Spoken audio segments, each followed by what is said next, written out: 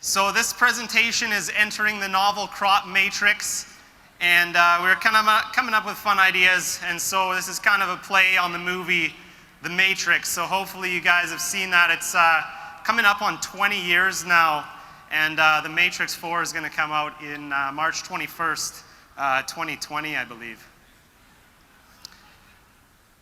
Wake Up Farming Smarter Conference. The cropping matrix has you. Follow the novel crops.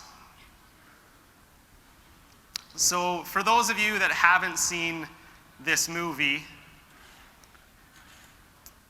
what the Matrix is it's an alternate reality. Machines have taken over, and they're kind of programming us to have this reality that we think is real, but there's actually a real world going on separate. And so what I'm going to attempt to do is kind of share with you how we typically think about our crops and our rotations and introducing them. And then maybe you'll join me in entering the matrix and realizing that there's alternative ways to think about our crops and their rotations. So I'm going to show you quickly the overview of how these trials work. So down in the bottom right corner there, that's our typical Southeast quad for research plots. We'll have 10 to 15, maybe 20 research trials, and those are our typical small plot trials. They'll be about 1 meter by 6 meters, give or take around 10 meters squared of total area. And so we'll move that around on a typical 4-year rotation. With these novel cropping studies, they require a significantly larger trial area and more space. So this is 2 years of rotation on what we typically have with 4, with a lot more studies. And we've got 10 meter wide by 50 meter long stubble crops that we're starting out with on the right hand side there. And so those are going to be all the precursor crops for year 1. And then year 2 is on the left hand side, and so we're seeding perpendicular crops across on year 2. And so what that gives us is 9 precursor crops and then 9 subsequent crops, and that creates our novel crop matrix, or our entire crop matrix. And so we end up with 9 by 9 is 81 different combinations and permutations of crop sequences.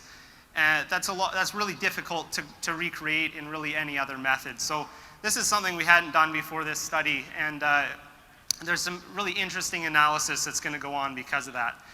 So this is led by Dr. Jan Slaski, who isn't here to see this great picture.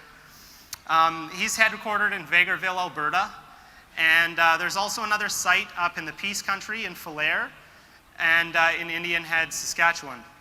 And so we've got 4 staple crops that's shared between all of these groups.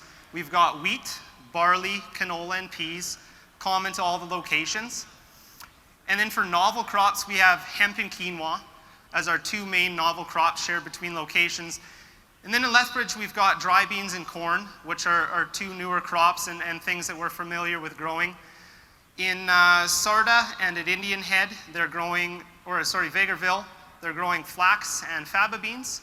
And then in Indian Head, they're growing soybeans and canary seed as their alternative crops. So this is a 4-year total study, but there's 2 years of the crop matrix, 1 year with our base stubbles, and then 1 year with the subsequent crops, and then we're repeating that a second time. And we'll be looking at some emergence data, some biomass, crop biomass, weed biomass, and volunteer biomass, and then some yield. So the goals of this project is recognizing that in order to integrate novel crops, there's some really particular things we have to do. So the first is avoiding the yellow rush with hemp and quinoa. And what that means is thinking about some of the mistakes we've made developing industries and other crops and ways to avoid them. So we want to avoid having too tight of rotations with hemp or quinoa and having potential pest issues. Sclerotinia is common in hemp, or possible in hemp, so we want to avoid situations where we've got a good thing going and we have a disaster 10 or 15 years with these crops down the road. Second thing is to identify the impacts these novel crops are going to have on the performance of the staple crops. And we're going to talk about that a little later when we get into the matrix. We often just tend to think about here's a hip new crop, how do we grow it? And that's the end of the story. And really it doesn't end there. We have to think about what happens after that as we get back into our typical rotation. Another thing with novel crops is diminishing the risk of crop failure. So one of the quinoa agronomists has told me that when he's looking for producers to grow quinoa, he tries to scare them off as much as possible. And that's because growing quinoa is a pretty risky venture if you haven't done it before. And it's a lot more sensitive to crop failure. And you just have to be on your A game when it comes to your agronomy management. And so, you know, if he hasn't scared them away by the end of the conversation, he's excited to work with them because he knows they're going to be a really good grower.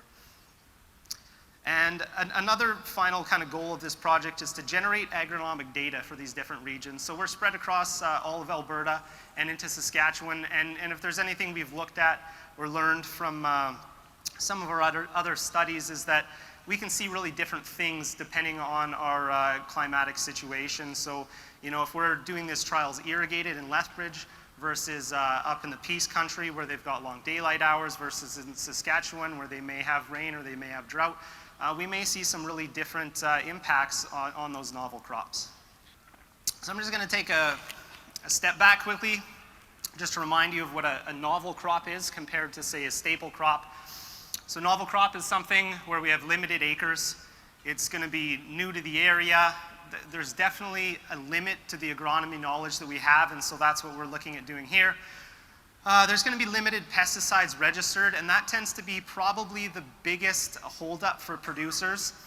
And that's something that we've found as being one of the biggest challenges with growing these crops ourselves, specifically broadleaf herbicides. Because novel crops are novel, they tend to be maybe more sensitive to some of these pesticides, or there's just not a market to have them registered, and so they have to go through a minor use program. You know, there's typically grassy herbicides in a broadleaf novel crop will be registered right away, but that is probably one of the big limitations for getting into novel cropping. So if you've got a different agronomy practice or an organic practice, that may be one way that you're easier to get into this. And then just the overall lower margin for error. All right. So this is the typical question that we're going to ask when we're thinking about integrating a novel crop. And this is our base way of thinking. What stubble should I grow my crop on? So i.e., a couple of years ago, we started growing quinoa, and the first thing we want to know is what stubble do we grow our quinoa on? So the best crop, the best stubble to grow quinoa on is probably going to be something high fertility. It's going to have minimal residue. It's going to be relatively weed-free, and kind of all of those basic attributes. But those are things that's going to grow any crop good on, really. So here's some pictures of one of our first attempts at growing quinoa. This is a really poor stand. In the top left-hand corner, actually across the whole top, those are our cereal crops. So we've got wheat, durum, and barley. And then in the middle on the left there, that's our corn. And you can see all the extra trash and stubble we had probably put a little bit of a damper on the emergence. Something interesting happens in our hemp. So this is kind of a novel crop on a novel crop situation. We still have good quinoa emergence.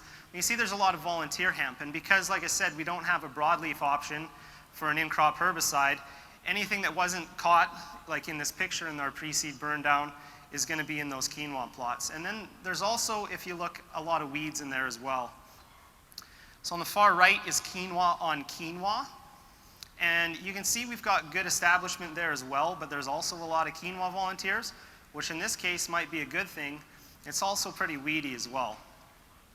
So on the bottom left and the bottom middle, those are usually maybe our go-to for max yield crops. In this case, we didn't have a good burn down, and because of the weather and the kind of untimely rains that we got a late flush of weeds come through on that. And then on the far right-hand side, that's our canola crop. There's really not much quinoa in there, and I think it'll be hard-pressed to see. I've got some other pictures from one of the other sites, and I'll kind of show you what it looks like for them later on in the growing season. So we've been growing hemp for a couple years, so we kind of knew what to expect. Across the top there again, That's our cereal crops. And so we got a little bit of data back from this. Excuse me. So what we did is I took, to make it easy, the percent max emergence of hemp on these various stubbles. So the dry beans in the bottom left corner, that was our 100% emergence. That's where we got our best emergence. Across the top there, we had wheat, durum, and barley. And the durum picture is a little misleading because the data that we got was smaller, but the picture that we got looks really nice. You can see that the corn plots, they definitely had a lower emergence. And the hemp plots had a little bit lower emergence of hemp on them as well, which was maybe surprising. But I guess when we did the methodology for this, we were counting meter rows, and we weren't taking into account the volunteer hemp that might have been in there as well. So kind of just pay attention to which ones are working and which ones aren't working here. Next up, we've got our corn. This is something we've been growing for a couple years as well. We didn't have any significance between these treatments, and I think that's just because we maybe didn't have enough counts at this point to show that, but we've seen in some of our previous work that we've done that corn on corn did reduce the emergence. But this was all seeded with our planter, and so we did get pretty good emergence in our corn. Percent of relative max, the lowest we had was 73. So there was a lot less variability in our corn emergence compared to our hemp and our quinoa. And then there's a pretty similar story with our dry beans. So we had wheat, durum, and barley all up above 90%. The only one that really kind of went down was the hemp here.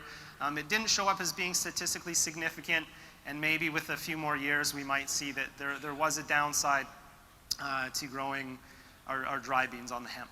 So we'll just have to wait and see. Like I said, because of the matrix has so many combinations, it makes the data analysis really difficult. And so I didn't present this to you, but you kind of have to take it with a grain of salt that this is the percent of max emergence for our second year crops, but this is the combination of all those second year crops on all the stubbles. So just kind of to highlight what I showed you in the pictures, that anything that we grew on corn tended to have a lower emergence, and anything we tended to grow on hemp tended to have a lower emergence. That's not to say that any specific crop might not be affected by that. So one of the big things that we did was we went out and we did weed biomass. And so we went out, we took a known area, we measured crop biomass, weed biomass, we counted the weeds, and then we looked at volunteers, and we counted the volunteers and did a volunteer biomass as well. And that was pretty insightful, and it was actually a really useful activity for this project because it really got us out there into the plot, seeing what was going on, where things worked and where things didn't. And sometimes we'd go out to a plot and you'd walk in, you'd throw the stick down, you'd cut a few plots, or sorry, you cut a little bit of crop, throw it in the bag, and you'd be done. It was a clean plot. You might have had, wheat on peas. There was no weeds in the trial at all, and it was good to go. And then other times you'd kind of be pacing yourself based on who else was working around you, just so you didn't end up on one of the disaster plots where you'd be counting all the volunteers and the weeds and everything else like that. So this is kind of an illustration of what we saw while doing that biomass. So kind of similar to the emergence, we saw that overall there was maybe a decline in some of the crop biomasses depending on what stubble they went on. And we kind of know that already from research that's gone on for a long time. So this is looking at year 2 crop biomass on year 1 stubbles. And again, this is just a combination of all the different year 2 crops. And so anything we grew on corn or canola or hemp tended to have a lower biomass the following year. And that's something we kind of already know.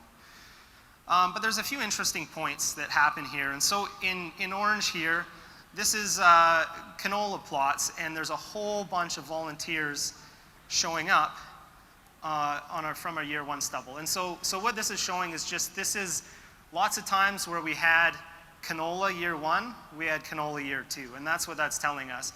And this was typically in our canola plots, where we had canola, and this was also in our quinoa plots, where we had canola and then tried to go quinoa. The second orange bar there, that is volunteer hemp. And so where we saw that was where we grew hemp. And the other place we saw that was where we grew hemp and then tried to grow peas. And that's an interesting story, and I've got a couple pictures to show you about that in a second.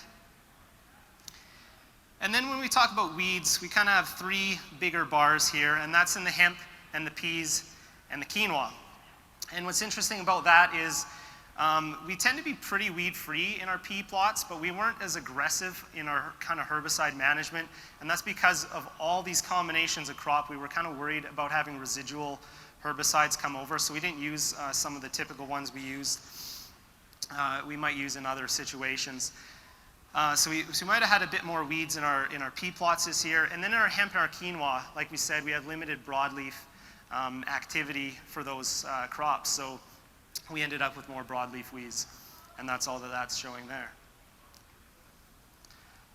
So here's a pea situation that I was showing you. And if you look at this picture, it's a kind of a deceiving angle. But you really couldn't tell that one of those had dry beans on last year and the other one had hemp.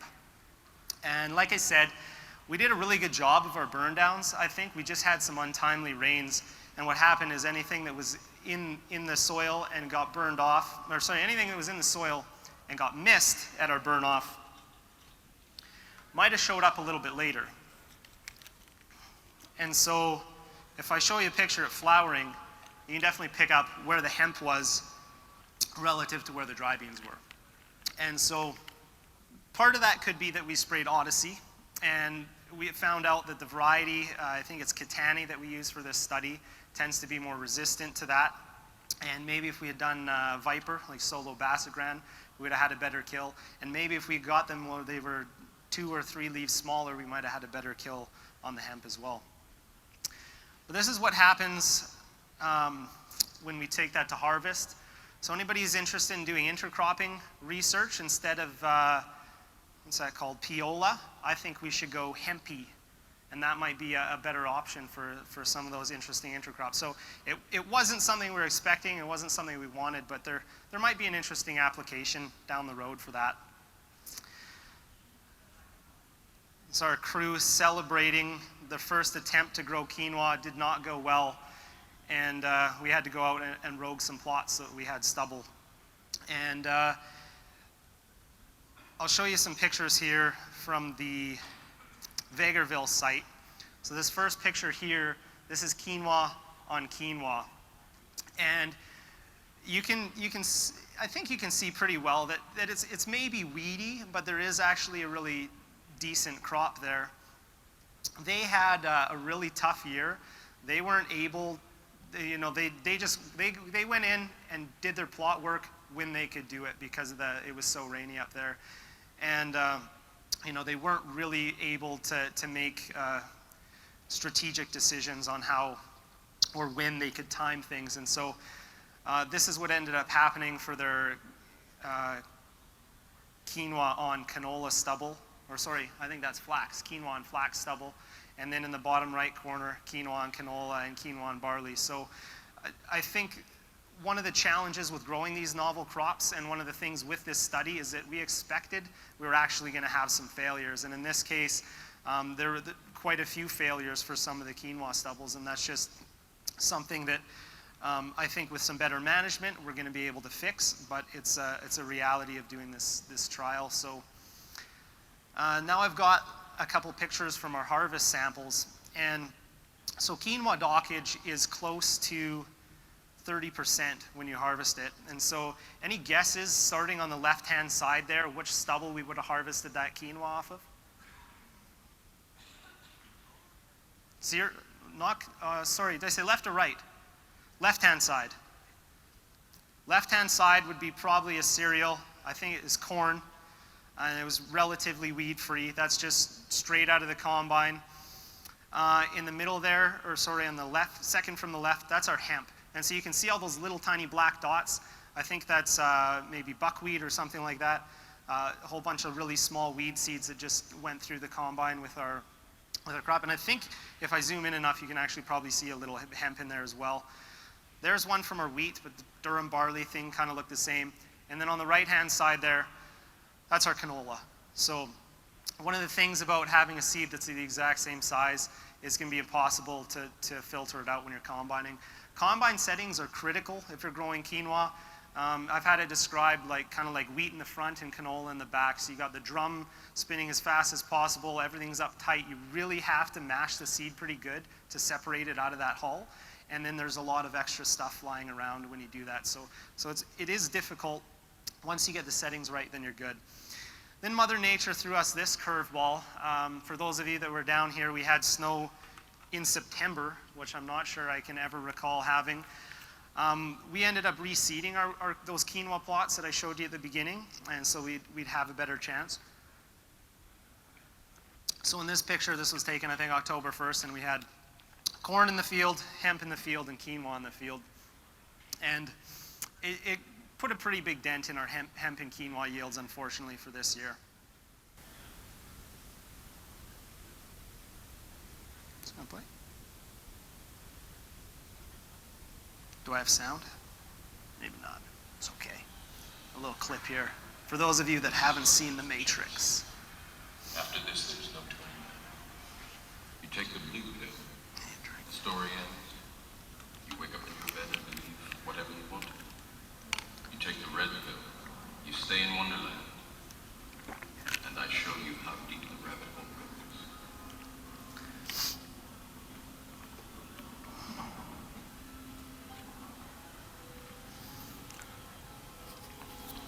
Remember, all I'm offering is the truth, nothing more.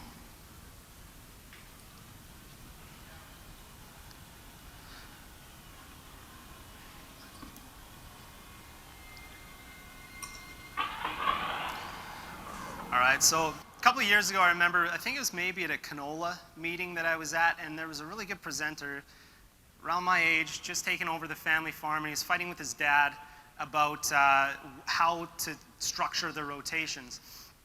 And he made a really crazy point that I had never thought of before. And we tend to think of things as one thing follows the other, one thing follows the other, one thing follows the other. And he was trying to convince his dad that, you know, despite the fact that every time they grew peas, they took a small hit, the year after and the year after and the year after, all their crops were better. And so he was trying to look at the economics of growing the peas and then the following crops and convince his dad how much better they were overall. And so that's kind of where we get into with this cropping matrix. So the second question that we can ask, we're used to saying we're going to grow a novel crop, what do we grow it on? But if we say, given my stubble, what's the crop that I grow next? If we kind of take that viewpoint, i.e., what do I grow on my quinoa? What do I grow on my hemp? What do I grow on my corn? And then we can think about the bigger picture overall, and it gives us a really interesting kind of finding. So this is the yield, kind of the old way of thinking.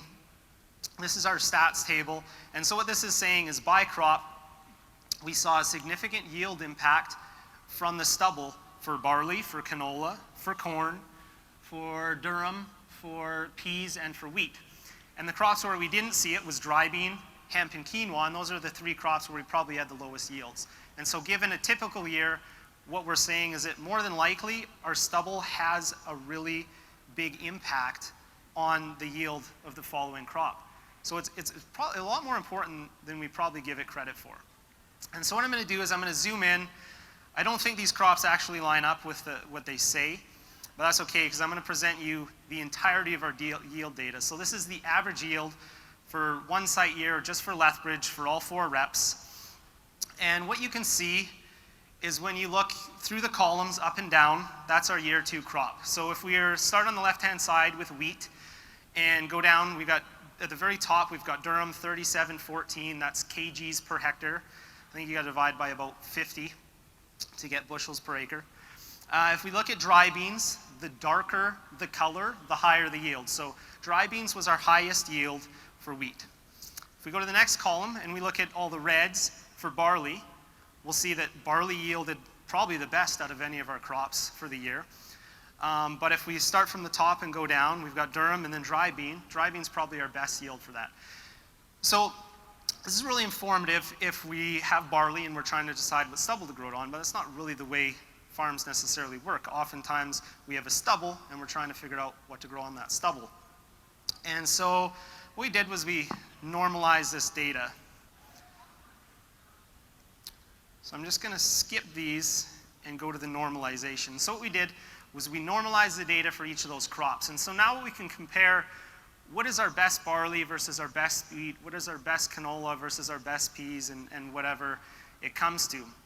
And so this is our cropping matrix. And so if we take the example of quinoa, and we say we've got a year 2 crop running across is our stubbles, what's the best crop to grow my quinoa on? Up at the top we've got durum 0.8, we've got dry bean 0.9, hemp, quinoa, corn, those are probably all a no. Peas are a 0.8, that canola is a 1, but that's a pre-dockage yield there, so we're going to throw that out. We've got barley and we've got wheat. All right, but like I said, in a rotation, that only tells us one thing. We still want to know what do we grow after our quinoa. So now we can look across horizontally and can go, okay, well after quinoa, for some reason our wheat didn't do that well this year. It's a 0.7, and I'm not entirely sure why. We're going to have to figure that out. Our barley grew good after quinoa. Canola grew good after quinoa. So instead of growing our canola before quinoa, let's grow our canola after our quinoa. Peas were okay. Corn was okay. Durum was okay, etc. So this is going to be a tool that I hope that Jan and co can develop and really get into some of the economics and some of the bigger picture thinking as to how we actually integrate these crops into our staple crop rotations.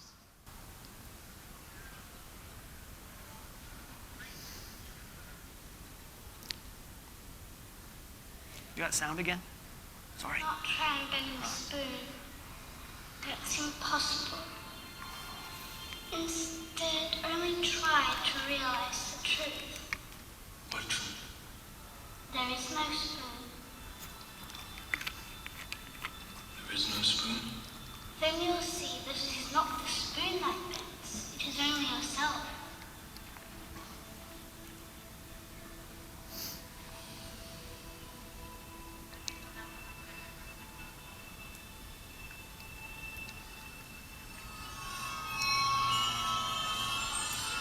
You can tell this is my favorite movie, right?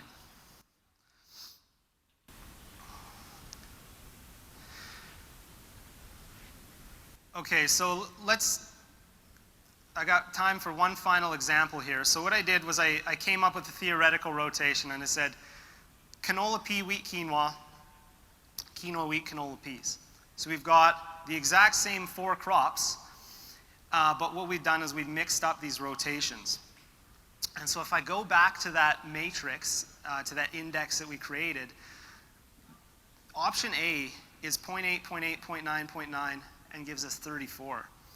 Option B is 0.7, 0.6, 0.8, 0.8 is 29. So that's the impact that I think the potential that our stubble has for our subsequent crops.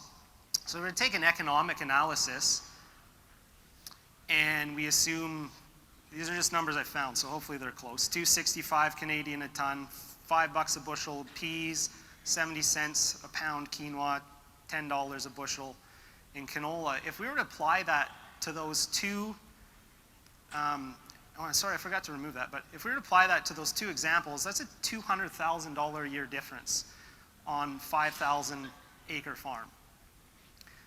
So I think that just kind of goes to show you the power of that matrix and maybe thinking about bigger picture as opposed to just what's going on above the surface. So to summarize, novel crops, they're difficult to grow. The broadleaf control is key, and managing around that is critical for establishing them. And it's not just how you grow that novel crop. It's about what you grow afterwards. And I got 11 seconds left. So thank you. Thanks very much, Mike. Questions for Mike? We'll take a quick question or two if anybody's got something they want to throw at him.